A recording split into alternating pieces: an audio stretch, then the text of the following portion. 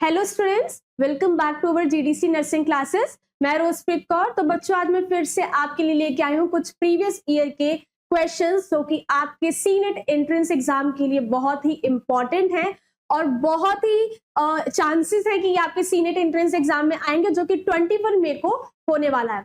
तो हमारी तरफ से और हमारी पूरी टीम की तरफ से आपको बहुत बहुत बेस्ट ऑफ लक आपके इस एंट्रेंस एग्जाम के लिए। हम लोग को बहुत उम्मीद है कि आप सभी लोग इसको क्रैक कर लेंगे। तो आज मैं यहाँ पर नर्सिंग एप्टीट्यूड की क्लासेस जो है मैं लेती हूँ। तो इसी के साथ मैं आपको ये भी बता देना चाहती हूँ कि हमारे इस चैनल पर सिर्फ नर्सिंग एप्टीट्यूड की ही क्लासेस नहीं ली जाती हैं, इसी के साथ फिजिक्स, केमिस्ट्री और बायो की क्लासेस भी ली जाती हैं, जो कि ये सारे सब्जेक्ट्स आपके एंट्रेंस एग्जाम में पूछे जाते हैं। तो आप जो है उनसे उन सब्जेक्ट्स को अगर स्टडी करना है, आपको उनसे उन सब्जेक्ट्स में हेल्प लेनी है, तो वो भी आप देख सकते हैं। लेकिन मैं यहाँ पर आपको नर्सिंग एप्टीट्यूड के बारे में बताऊंगी। तो ये जो क्वेश्चन है बच्चों, मैंने आपको जैसा कि बताया कि प्रीवियस ईयर के क्वेश्चन है जो कि बहुत बार पूछे गए एग्जाम में, तो वही क्वेश्चन को मैं लेके आई हूँ। तो आप इनको बहुत अच्छे से देखिए और समझिए। तो चलिए स्टार्ट करते हैं।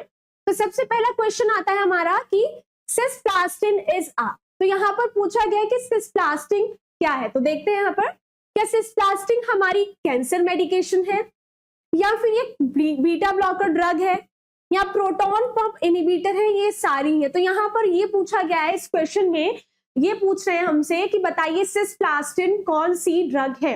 क्या वो कैंसर मेडिकेशन है, या बीटा ब्लॉकर ड्रग है, या फिर प्रोटॉन पंप इनहिबिटर्स ड्रग्स है, या फिर ये सारी की सारी ड्रग्स जो है वो सिस्प्लास्टिन की है। तो इसमें बच्चों हमारा करेक्ट आंसर है option A, cisplatin is a cancer medication. Cisplatin क्या है? कैंसर मेडिकेशन है, जो कि कीमोथेरेपी में मेनली यूज होती है कैंसर को ट्रीट करने के लिए। तो cisplatin is a chemotherapy medicine used to treat various types of cancer. तो यहाँ पर बोल रहे हैं कि जो सिस्प्लास्टिन है वो कैंसर मेडिसिन है, जो कि कीमोथेरेपी में यूज होती है डिफरेंट और वेरियस टाइप्स के कैंसर को ट्रीट करने के लिए। तो हमारा करेक्ट ऑप्शन क्या है बच्चों? That is cancer medicine. So cisplatin is a cancer medicine. तो चलिए नेक्स्ट क्वेश्चन को देखते हैं।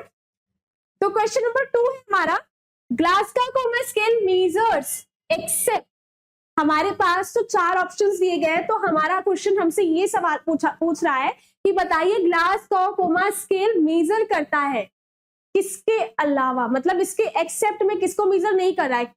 इनमें से कोई एक ऑप्शन है जो जिस ऑप्शन को ग्लासगो कोमा स्केल जो है वो मेजर नहीं करता है। बाकी 3 ऑप्शंस को तो वो मेजर कर रहा है, लेकिन एक ऑप्शन को छोड़कर एक्सेप्ट। तो यही पूछ रहे हैं यहाँ पर कि Glasgow coma scale measures, Glasgow coma scale measure कर रहा है एक्सेप्ट किसके अलावा। तो वो देखते हैं। तो पहला ऑप्शन है हमारा वर्बल रिस्पॉन्स। क्या वर्बल रिस्पॉन्स को ये मेजर नहीं करता है? आई ओपनिंग को ये मेजर कर सकता है कि नहीं? ये मोटर रिस्पॉन्स को मेजर करता है या नहीं, या फिर sensory response?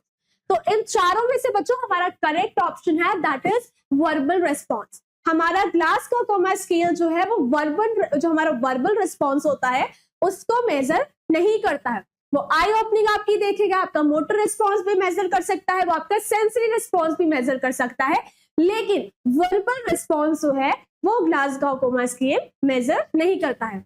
The GCS measures neurological function particularly in trauma and coma patient. तो ये सब क्या है? हमारे न्यूरोलॉजिकल फंक्शंस हैं। तो जो हमारा GCS है, जो ग्लासगो कोमा स्केल है, वो सिर्फ न्यूरोलॉजिकल फंक्शंस को ही असेस करता है, मेजर करता है, जो कि हो सकता है किसी ट्रॉमा की वजह से हुआ हो या फिर कोमा वाले पेशेंट्स में। तो the correct answer is verbal response. So ग्लासगो कोमा स्केल measure eye opening, motor response and sensory response except verbal response. फिर आता है बच्चों हमारा थर्ड क्वेश्चन है, that is cornea and conjunctiva will become dry in. तो पूछ रहे हैं कि हमारा जो कॉर्निया है और जो कंजक्टिवा है वो किस कंडीशन में ड्राई हो जाता है। तो यहाँ पर हमारे पास 4 ऑप्शंस दिए गए हैं, that is night blindness, B है बिटॉट स्पॉट, सी है ज़िरुप्थैल्मिक एंड डी है केराटोमलेशिया। तो यहाँ पर जो हमारा पहला ऑप्शन है नाइट ब्लाइंडनेस, तो नाइट ब्लाइंडनेस बच्चों आपको नाम से ही पता लग रहा होगा कि नाइट ब्लाइंडनेस में पेशेंट्स को रात में देखने में बहुत ज्यादा प्रॉब्लम होती है। रात को वो चीजें जो है वो देख नहीं सकते हैं, तो तभी इसको नाइट ब्लाइंडनेस बोला गया। बिटॉट स्पॉट, बिटॉट स्पॉट में क्या होता है, व्हाइट और फ्रोदी सा स्पॉट हो जाता है इन कहां पर, कंजक्टिवा में, due to the deficiency of, यहाँ पर डेफिशिएंसी किसकी डेफिशिएंसी की वजह से, विटामिन डी की डेफिशिएंसी की वजह से। तो बोल रहे कि बिटॉट स्पॉट में तो क्या हो रहा है कि यहाँ पर व्हाइट और फ्रोदी स्पॉट हो जाता है कंजक्टिवा में, और ये विटामिन डी की डेफिशिएंसी की वजह से होता है। फिर है हमारा सीरोप्थैल्मिक, वो मैं आपको बाद में बताती हूँ कि उसमें क्या होता है। फिर है केराटोमिलेशिया, तो केराटोमिलेशिया में क्या हो रहा है बच्चों कि यहाँ पर हमारी जो कॉर्निया होती है वो सॉफ्ट हो जाती है, कॉर्निया बिकम सॉफ्ट। तो अब आप सोच रहे होंगे कि मैम ने तीनों क्वेश्चंस का हमें आंसर बता दिया कि नाइट ब्लाइंडनेस में क्या हो रहा है कि हमें रात में दिखने में दिक्कत हो रही है। बिटॉट स्पॉट में क्या हो रहा है कि व्हाइट फ्रोदी स्पॉट हो रहा है कहां पर, कंजक्टिवा में, जो कि विटामिन डी की डेफिशिएंसी की वजह से हो रहा है। केराटोमिलेशिया में हमारा कॉर्निया जो तो बहुत ही सॉफ्ट हो जाता है। तो यहाँ पर हमारे पास सिर्फ एक ही ऑप्शन बनता है, दैट इज जीरोप्थैल्मिक। तो जीरोप्थैल्मिक में क्या होता है बच्चों की, यहाँ पर आपका कंजक्टिवा जो कॉर्निया होता है वो ड्राई हो जाता है। तो आप समझ गए कि इसका आंसर क्या है, दैट इज जीरोप्थैल्मिक। ऑप्शन सी हमारा इसका करेक्ट आंसर है, जिसमें हमारा कॉर्निया और कंजक्टिवा जो है वो ड्राई हो जाएगा। तो xerophthalmic can lead to severe complications including corneal ulcers and blindness if left untreated. तो जीरोप्थैल्मिक क्या है कि यहाँ पर सीवियर कॉम्प्लिकेशंस हो सकते हैं, जिसमें आपको क्या होगा कि कॉर्नियल अल्सर्स हो जाएंगे और ब्लाइंडनेस भी हो सकता है अगर आप टाइमली इनको ट्रीट नहीं करते हैं। क्यों ऐसा होगा बच्चों, क्योंकि यहाँ पर जो हमारा कॉर्नियल कंजक्टिवा है वो बिल्कुल ड्राई हो गया है, इसकी वजह से यहाँ पर ऐसा हो रहा है, और मेनली ये विटामिन डी डेफिशिएंसी की वजह से होता है। So corneal conjunctiva will become dry in xerophthalmic condition. Question number 4 है बच्चों हमारा, which hepatitis is spread through oral faecal fluid. तो यहां पर पूछ रहे हैं कि कौन सा हेपेटाइटिस जो है तो ओरल फीकल रूट के थ्रू जो है वो स्प्रेड हो रहा है। तो हमारे पास यहाँ पर 4 ऑप्शंस दिए गए हैं, जिसमें हमारा पहला ऑप्शन है हेपेटाइटिस बी। क्या हेपेटाइटिस बी हमारा ओरल फीकल रूट के थ्रू ट्रांसमिट हो रहा है? हेपेटाइटिस ए, क्या hepatitis A oral faecal route के थ्रू ट्रांसमिट हो रहा है, या फिर हेपेटाइटिस सी, या फिर ए और बी दोनों ही?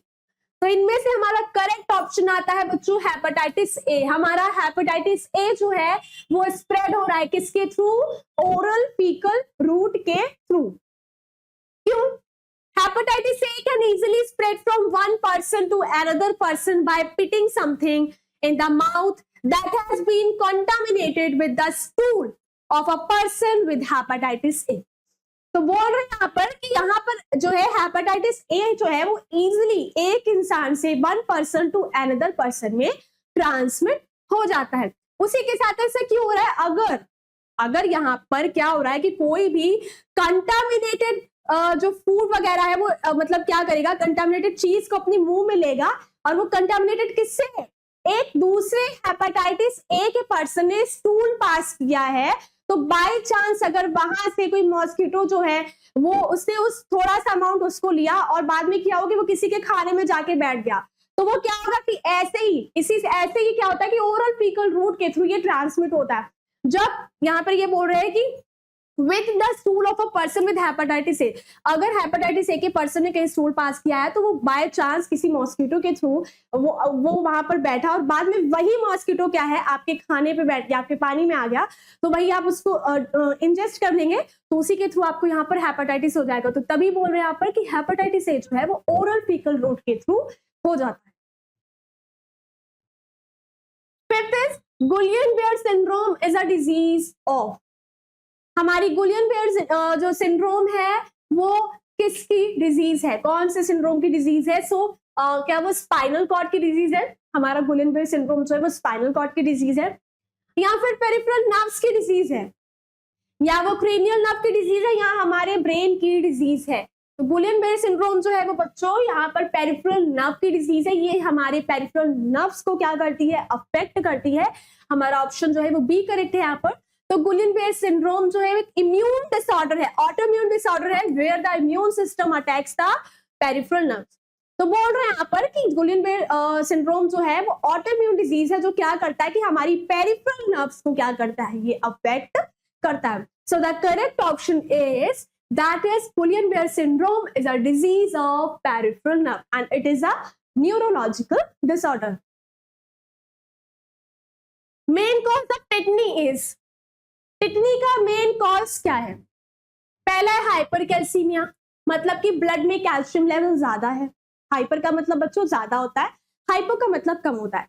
तो हाइपरकैल्सीमिया यहाँ पर बोल रहे हैं क्या, क्यों? अगर आपके ब्लड में कैल्शियम का लेवल ज्यादा है तब आपको टिटनी हो सकती है, या फिर कैल्शियम का लेवल अगर आपकी ब्लड में कम है तब होगा, या हाइपोनेट्रीमिया, सोडियम का जो लेवल है ब्लड में वो कम है तो क्या आपको टिटनी हो सकती है, या फिर सोडियम का लेवल ज्यादा है तब आपको टिटनी हो सकती है. तो यहाँ पर बच्चों आपका करेक्ट ऑप्शन है ऑप्शन बी, हाइपोकैल्सीमिया. जब आपके ब्लड में कैल्शियम का लेवल कम होगा तब आपको टिटनी हो सकती है. So hypocalcaemia is the cause of tetany. तो टिटनी क्या होती है वो मैं आपको बताती हूँ. Condition characterised by muscle spasm, cramps and weakness often caused by low level of calcium in blood. तो बोल रहे हैं कि टिटनी एक ऐसी कंडीशन है जिसमें आपकी मसल स्पाज्म हो जाती है, आपकी मसल क्रैम्पिंग होने लगती है, साथ ही साथ मसल्स में बहुत ज्यादा वीकनेस होने लगती है. और ये किससे कॉज होती है? जब आपके ब्लड में कैल्शियम का लेवल जो होता है वो लो हो जाता है. तो यहाँ पर हमारा करेक्ट ऑप्शन क्या है बच्चों? That is the main cause of the tetany is hypocalcaemia. Question number 7 है बच्चों, the dietary instructions the nurse give a patient with ulcerative colitis would include a recommendation to eat food that are low in. Question क्या कह रहा है हमसे, ध्यान से सुनिए कि जो नर्स है give a patient the dietary instruction, जो नर्स है वो डाइटरी इंस्ट्रक्शंस जो है वो देगी किसको? अल्सरेटिव कोलाइटिस वाले पेशेंट को. तो उसमें से वुड इंक्लूड अ रिकमेंडेशन, तो उसमें वो जो है अपने पेशेंट को एक रिकमेंडेशन प्रोवाइड कर रही है, सलाह दे रही है कि आपको ईट फूड, आपको ऐसा फूड खाना है जो कि लो हो, जो कि कम हो. किसमें? कैलोरीज में फूड कम हो, या फूड में आपके फैट कम हो, या विटामिन्स की कमी होनी चाहिए आपके फूड में, या फिर रेसिड्यू की. तो यहाँ पर इन चारों में से कौन सा यहाँ पर हमें फूड खाना है जिसमें या तो कैलोरी कम होगी, या तो फैट कम होना चाहिए, या तो विटामिन्स, या फिर रेसिड्यू. तो यहाँ पर अल्सरेटिव कोलाइटिस वाले पेशेंट को जो नर्स है वो बोलेगी कि आपको रेसिड्यू वाला जो फूड है वो कम खाना है. और इसका गोल होता है कि आपके मतलब जो भी जो सिम्टम्स हो रहे हैं आपके अल्सरेटिव कोलाइटिस की वजह से, या फिर जो भी अंदर प्रॉब्लम हो रही है उसको जल्दी ट्रीट कर सके और साथ ही हीलिंग जो है वो जल्द से जल्द हो सके. तो इसलिए आपको रेसिड्यू, आपको कौन सा low in eat food that are low in residue. So the correct answer is option D, that is residue. फिर आते बच्चों ऑप्शन नंबर क्वेश्चन नंबर 8 पे, which is not an example of STD. तो आप जानते हैं STD क्या होता है? That is sexually transmitted disease.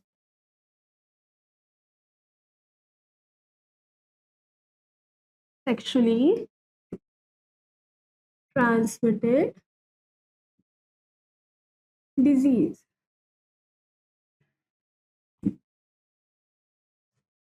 तो ये है हमारा यहाँ पे हमसे पूछ रहे हैं कि यहाँ पर जो एसटीडी का एग्जाम्पल कौन सा नहीं है?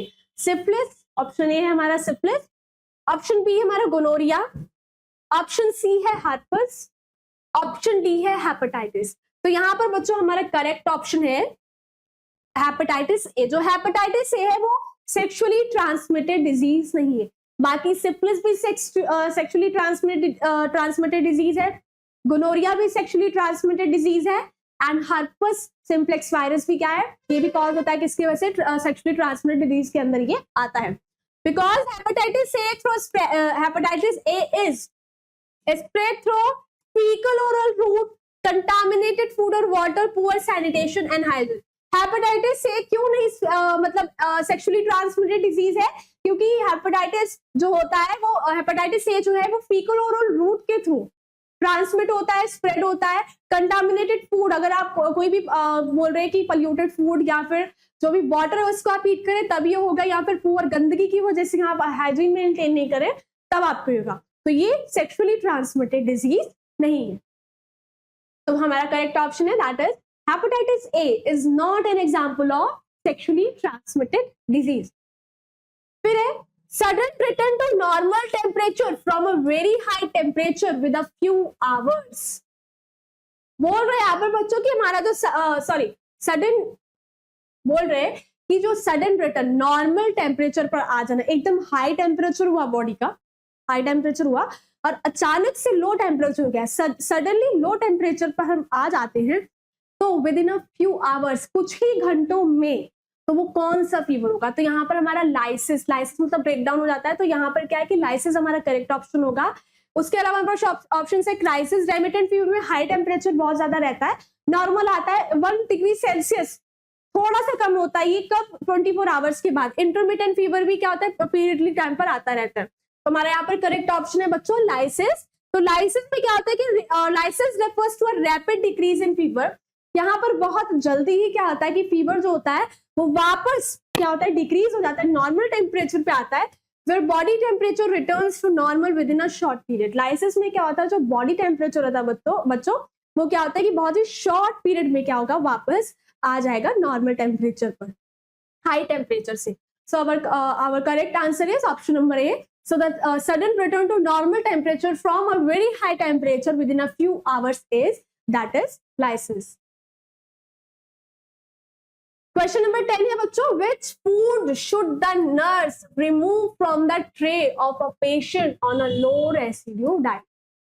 इनमें से मैश्ड पोटैटोज में से, ग्रीन बीन्स में से, राइस में से या फिर कोटेड चीज में से कौन सा जो फूड है वो नर्स रिमूव कर देगी पेशेंट की ट्रे में से, अगर पेशेंट को लो रेसिड्यू डाइट जो है वो बोला गया है खाने को?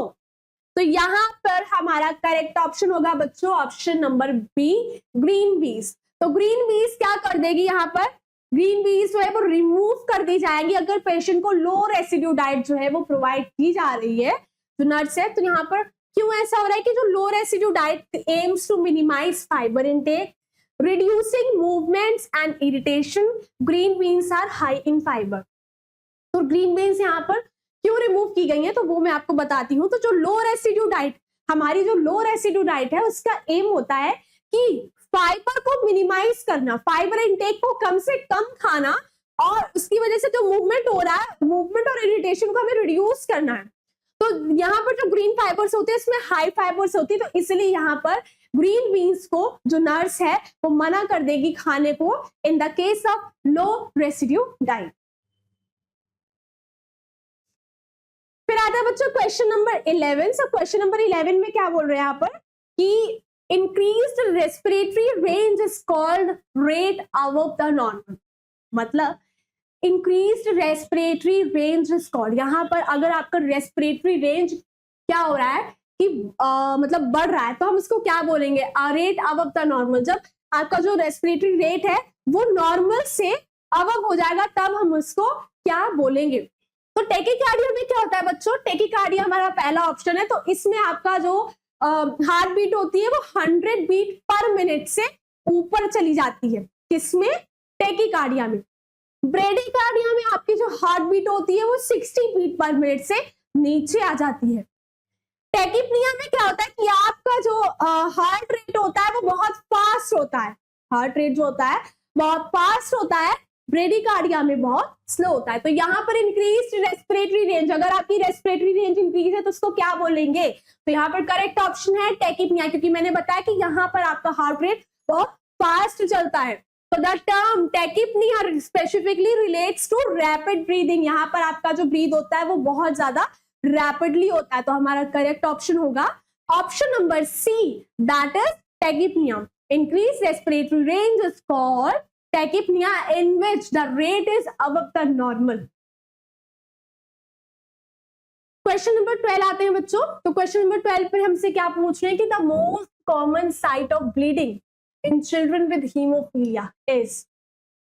हीमोफीलिया की कंडीशन में जो बहुत ही कॉमन साइट है ब्लीडिंग की वो कहां से होगी, बच्चों में ज्यादा ब्लीडिंग फिर कहां से होगी, गम्स में, लंग्स में, जॉइंट्स में या फिर इंटेस्टाइनल रीजन में। तो हमारा करेक्ट ऑप्शन है बच्चों यहाँ पर जॉइंट्स में। हीमोफीलिया एक ब्लीडिंग डिसऑर्डर होता है characterised by deficiency in clotting factor. Haemophilia में क्या होता है कि बच्चों जो क्लॉटिंग फैक्टर होता है उसकी डेफिशिएंसी होती है, तो उसकी वजह से ब्लीडिंग ज्यादा होती है। तो यहाँ पर बच्चों में अगर हीमोफीलिया है तो जो ब्लीडिंग साइट होगी बच्चों की वो ज्वाइंट्स, तो ज्वाइंट्स में यहाँ पर excessive bleeding होगी। So the correct option is option number C. So the most common site of bleeding in children with hemophilia is joints. फिर हमारा question number 13, so cystitis infection of, तो यहाँ पर बोल रहे हैं कि cystitis किसका इन्फेक्शन है, तो क्या cystitis यूरिनरी ब्लैडर का इन्फेक्शन है, या फिर किडनी स्टोन का इन्फेक्शन है, या फिर इन्फ्लेमेशन हैनल ऑफ लूप का जो इन्फेक्शन है, या फिर ये तीनों ही जो है वो सिस्टाइटिस का इन्फेक्शन है। तो यहाँ पर जो हमारा करेक्ट ऑप्शन है बच्चों वो है यूरिनरी ब्लैडर। जो सिस्टाइटिस है हमारा वो यूरिनरी ब्लैडर का इन्फेक्शन। तो सिस्टाइटिस में क्या होता है कि इन्फेक्शन और the inflammation of the urinary bladder. तो यहाँ पर भी लिखा गया कि सिस्टाइटिस जो है वो क्या है, इन्फेक्शन है और इन्फ्लेमेशन है हमारी यूरिनरी ब्लैडर का। तो यहाँ पर हमारा करेक्ट ऑप्शन है urinary bladder. So cystitis is an infection of urinary bladder. ना तो ये किडनी स्टोन का इन्फेक्शन है, ना इन्फ्लेमेशन ऑफ हैनल लूप का है, या फिर जो है तो हमारा करेक्ट ऑप्शन यहाँ पर यूरिनरी ब्लैडर का है। इन तीनों में से ऑप्शन ए हमारा करेक्ट होगा। फिर आते हैं डिक्रीज्ड WBC काउंट इज। अगर आपका WBC काउंट कम हो गया तो उसको हम क्या बोलेंगे, तो थ्रोम्बोसाइटोपिनिया। पता ही होगा आप सभी को थ्रोम्बोसाइटोपिनिया क्या होता है कि यहाँ पर आपका जो प्लेटलेट्स का लेवल होता है, लो लेवल ऑफ प्लेटलेट्स, उसको हम बोलते हैं थ्रोम्बोसाइटोपिनिया। क्या बोलते हैं, थ्रोम्बोसाइटोपिनिया। ल्यूकीमिया कैंसर होता है, कैंसर होता है किसका, आपका, देखिए थ्रोम्बोसाइटोपिनिया क्या है बच्चों, लो लेवल ऑफ प्लेटलेट्स। वहीं पर ल्यूकीमिया कैंसर ऑफ WBC, एक टाइप का ब्लड कैंसर है ये। पैंसीसाइटोपिनिया, हीमोग्लोबिन के सारे कंटेंट्स है वो यहाँ पर कम हो जाते हैं, contents is low, which include, अब ये कौन कौन से होते हैं हीमोग्लोबिन के कंटेंट्स, RBC, WBC, प्लेटलेट्स। जब ये सारे कंटेंट्स आपके क्या होंगे बच्चों, कम हो जाएंगे, तब हम उसको बोलेंगे पैंसीटोपिनिया। तो बचा हमारा ल्यूकोपिनिया। तो यहाँ पर ल्यूकोपिनिया को हम बोलते हैं decreased WBC count. So the correct answer is decreased WBC count is ल्यूकोपिनिया।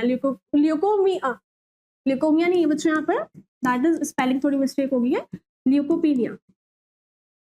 तो leukopenia specifically indicates a low WBC count. So the correct option is option number C. Decreased WBC count is leukopenia. Question number 15. Most common site for carcinoid tumor is, ये सारे हमारे पास क्या बोल रहे हैं कि यहाँ पर पूछ रहे हैं कि जो हमारी मोस्ट कॉमन साइट है किसकी, कार्सिनोइड ट्यूमर की। हमारा कार्सिनोइड ट्यूमर जो होता है वो कहां पर होता है, हमारा पहला ऑप्शन है option number A appendix, option number B है जिजुनम, ऑप्शन नंबर सी है ड्यूडेनम, ऑप्शन नंबर डी है इलियम। तो इसमें से हमारा करेक्ट ऑप्शन है बच्चों option number A appendix. Appendix जो है वो मोस्ट कॉमन साइट है किसकी, कार्सिनोइड ट्यूमर की। तो appendiceal carcinoids are typically discovered incidentally during surgery of appendicitis. तो यहाँ पर बोल रहे हैं कि बाय चांस ये क्या होते हैं, इंसिडेंटली आपको फाइंड आउट होंगे, इंसिडेंटली डिस्कवर्ड होते हैं। अगर आपकी कहीं पर भी अपेंडिसाइटिस में कोई अपेंडिसाइटिस के केस में अगर कोई सर्जरी जो है आपकी परफॉर्म हो रही है, तो यहाँ पर हमारा करेक्ट ऑप्शन है बच्चों option A, the most common site for carcinoid tumour is appendix. फिर आता है question number 16, a patient with appendicitis complaints of pain, nurse can reduce it by. तो यहाँ बोल रहे हैं कि अगर पेशेंट को अपेंडिसाइटिस है, मतलब इन्फेक्शन और इन्फ्लेमेशन है अपेंडिक्स में, तो जो नर्स है पेशेंट का जो पेन है वो कैसे रिड्यूस करेगी। तो हमारे पास 4 ऑप्शंस दिए हुए हैं। तो क्या प्रॉपर पोजीशन और कंफर्ट जोन प्रोवाइड करके जो पेशेंट जो नर्स है वो पेशेंट को उसका पेन कम करेगी, या उसको रेस्ट देके और मेडिसिन देके उसका पेन कम करेगी, आइस पैक्स का अप्लाई देके, या फिर पेन एनाल्जेसिक्स जिसको हम पेन रिलीवर्स भी बोलते हैं, तो क्या पेन रिलीवर्स देके उसका पेन जो है वो कम करेगी। तो हमारा करेक्ट ऑप्शन है बच्चों ऑप्शन नंबर ए। प्रॉपर पोजीशन और कंफर्ट देके क्या करेगी, जो नर्स है वो पेशेंट के पेन को कम करेगी। यहाँ पर हमारा अगर देखें तो यहाँ पर ice pack, apply ice pack जो है वो भी हमारा करेक्ट ऑप्शन। और कुछ बच्चे सोच रहे होंगे कि अनाल्जेसिक्स पेन किलर देकर भी तो हम इसको सही करते हैं, तो यहीं पर कंफ्यूजन क्रिएट हो जाती है बच्चों की, हम कंफ्यूज हो जाएंगे कि हमें तो तीनों ऑप्शन सही लग रहे हैं। अब क्या है कि आइस पैक को अप्लाई करके भी पेन कम कर सकते हैं, अनाल्जेसिक्स को देकर भी पेन कम कर सकते हैं, तो सिर्फ प्रॉपर पोजीशन और कंफर्ट ही क्यों? क्योंकि while other options can also provide relief to patients, ये सारे ऑप्शंस भी क्या करते हैं, ये तीनों ऑप्शंस जो दिए गए हैं ये भी पेशेंट के पेन को रिलीव करेंगे, लेकिन प्रॉपर पोजीशन और कंफर्ट जो है वो प्रोवाइड इमीडिएट कंफर्ट। ये जो प्रॉपर पोजीशन और कंफर्ट जोन हम पेशेंट को देंगे वो बहुत जल्दी जो है वो कंफर्ट पेशेंट को प्रोवाइड करेगी। इसीलिए हम जो है देखिए मेडिसिन देंगे वो भी टाइम लगाएगी पेशेंट के पेन को कम करने के लिए। आइस पैक भी क्या करती है, कुछ टाइम तो लेती है, क्या करता है पेशेंट को कम करने के लिए। और रेस्ट और मेडिसिन में वही बात है कि आप रेस्ट करेंगे तब भी आपके दर्द तो होता ही रहेगा, मेडिसिन तो धीरे धीरे अपना असर दिखाएगी। तो यहाँ पर जैसे ही हम प्रॉपर पोजीशन करेंगे पेशेंट को, तब वैसे ही क्या होगा, पेशेंट को कंफर्ट फील होगा। फिर आते हैं क्वेश्चन नंबर 17 पर। So low count of blood cells is called. अगर आपके ब्लड सेल्स का काउंट जो है वो कम हो रहा है, मतलब सारे ब्लड सेल्स जो है उनका जो अमाउंट है वो कम हो रहा है, तब हम तो हमारा तो हम किस चीज को इंडिकेट करेंगे, तो यहाँ पर नीचे से शुरू करते हैं बच्चों। देखिए न्यूट्रोपीनिया, न्यूट्रोपीनिया में क्या होता है कि WBC का कंटेंट होता है, तो यहाँ पर न्यूट्रोफिल्स यहाँ पर डिक्रीज हो जाते हैं आपके ब्लड में, न्यूट्रोफिल्स डिक्रीज हो जाते हैं। थ्रोम्बोसाइटोपिनिया, यहाँ पर आपकी प्लेटलेट्स जो है low level of platelets, thrombocytopenia में आपका जो प्लेटलेट्स का लेवल होता है वो लो हो जाता है। लिम्फोसाइटोपिनिया, यहाँ पर लिम्फोसाइट्स का जो लेवल होता है वो कम हो जाता है, जो कि आपका WBC का ही पार्ट है। अब बचा हमारा लास्ट ऑप्शन पैंसीटोपिनिया, यहाँ पर ये आपका ऑप्शन करेक्ट आता है बच्चों। पैंसीटोपिनिया में आपके सारे ब्लड सेल्स का जो लेवल काउंट है वो क्या होता है, वो लो हो जाता है, तो हमारा करेक्ट ऑप्शन है pancytopenia. This condition can result from various causes, बहुत सारे कॉजेस की वजह से ऐसा हो जाता है, जिसमें बोन मैरो अगर आपको कोई डिसऑर्डर या फिर कोई सीवियर इंफेक्शन है तब आपको पैंसीटोपिनिया जो है वो हो जाएगा। तो यहाँ पर low count of blood cell is called pancytopenia. फिर हमारा क्वेश्चन नंबर 18 बच्चों, normal value of serum urea is. Normal value जो है वो सीरम यूरिया की क्या है, 7 to 20 mg per dl, 15 to 40 mg per dl, 20 to 30 mg per dl और 10 to 30 mg per dl. So the normal value of serum urea is 7 to 20 mg per dl, but this can be slightly based upon the laboratory and measurement techniques. ये जो होता है वो slightly किस पर based होता है, हमारा लेबोरेटरी टेक्निक्स पर और उसी के साथ हमारे मेजरमेंट टेक्निक्स पर। वैसे नॉर्मल वैल्यू इसकी 7 to 20 mg per dl ही है। फिर आते हैं बच्चों क्वेश्चन नंबर 19 पर। सो ड्यूरिंग हेड इंजरी के टाइम पर what is the cause of increase in body temperature. इनमें से कौन सा जो कॉज है वो आपके बॉडी टेम्परेचर को क्या कर देता है, इंक्रीज कर देता है। तो यहाँ पर हमारे पास 4 ऑप्शंस है। क्या मेडुला इंजरी आपके बॉडी टेम्परेचर को इंक्रीज कर देगा ड्यूरिंग द हेड इंजरी, या फिर पॉन्स इंजरी ऐसा करेगी, या सेरिब्रल इंजरी, या फिर हाइपोथैलेमस इंजरी। तो बच्चों हमारा करेक्ट ऑप्शन है यहाँ पर हाइपोथैलेमस इंजरी। अगर आपका बॉडी टेम्परेचर इंक्रीज हो रहा है हेड इंजरी के टाइम पर, तो वो क्यों हो रहा है, क्योंकि आपको हाइपोथैलेमस इंजरी हुई है। ये क्या करता है, आपके टेम्परेचर को मेंटेन करने में हेल्प रखता है। So in head injuries hypothalamic dysfunction occur due to trauma, trauma की वजह से ऐसा हो सकता है जो आपके टेम्परेचर रेगुलेशन को अफेक्ट करता है। हाइपोथैलेमस का वर्क होता है कि आपके बॉडी के टेम्परेचर को रेगुलेट करना, तो इसलिए यहाँ पर हाइपोथैलेमस इंजरी की वजह से आपका बॉडी टेम्परेचर वेरिएंट होगा इन हेड इंजरी केस में। फिर आते हैं बच्चों क्वेश्चन नंबर 20 पर। So decreased RBC count in blood is called. तो बोल रहे हैं यहाँ पर कि अगर आपका आरबीसी काउंट जो है वो कम हो रहा है तब हम उसको क्या बोलेंगे, एरिथ्रोसाइटोपिनिया, लिम्फोसाइटोपिनिया, या फिर थ्रोम्बोसाइटोपिनिया, या फिर इनमें से कुछ भी नहीं। थ्रोम्बोसाइटोपिनिया में मैंने आपको बताया कि यहाँ पर आपकी प्लेटलेट्स का लेवल कम हो जाता है। लिम्फोसाइटोपिनिया में लिम्फोसाइट्स का जो लेवल है वो कम हो जाता है, जो कि एक WBC का पार्ट है। तो बचा हमारे पास एरिथ्रोसाइटोपिनिया। तो यहाँ पर हमारा करेक्ट ऑप्शन आता है बच्चों एरिथ्रोसाइटोपिनिया। तो it is directly relates to low blood cells. यहाँ पर ये डायरेक्टली हमारी लो ब्लड सेल्स को रिलेट करता है। तो ये थे हमारे 20 क्वेश्चंस जो कि प्रीवियस ईयर के क्वेश्चंस है, जो कि आपके हो सकता है कि सीनेट एंट्रेंस एग्जाम में रखे गए हो मेडिकल सर्जिकल नर्सिंग वाले पोर्शन में। तो बच्चों बहुत अच्छे से इनकी क्लासेस लीजिए, बहुत अच्छे से ऑप्शन देखिए, क्वेश्चन पढ़िए पहले, फिर दिमाग लगाइए कि कौन सा ऑप्शन सही होगा, तो होगा तो क्यों सही होगा। इससे क्या होगा कि जो आप एक रट्टाफिकेशन करके चीजें करते हैं वो आप जल्दी भूल जाते हैं, लेकिन अगर आप समझ के किसी भी चीज को पढ़ेंगे या फिर समझ के कोई भी चीज करेंगे तो वो आपके साथ हमेशा रहती है। तो इसी उम्मीद के साथ कि आपको हमारी क्लासेस बहुत समझ में आ रही होंगी, बहुत हेल्पफुल हो रही होंगी आपके लिए, तो हम मिलते हैं नेक्स्ट वीडियो में। कुछ नए क्वेश्चंस को लेके आएंगे हम जो कि आपके लिए हेल्पफुल होंगे। Best of luck for your exam. I hope कि आप सभी लोग अपना जो एग्जाम है वो क्रैक कर ले। बहुत सारी विशेष है हम लोग की, हमारी टीम की आपके लिए। Thank you.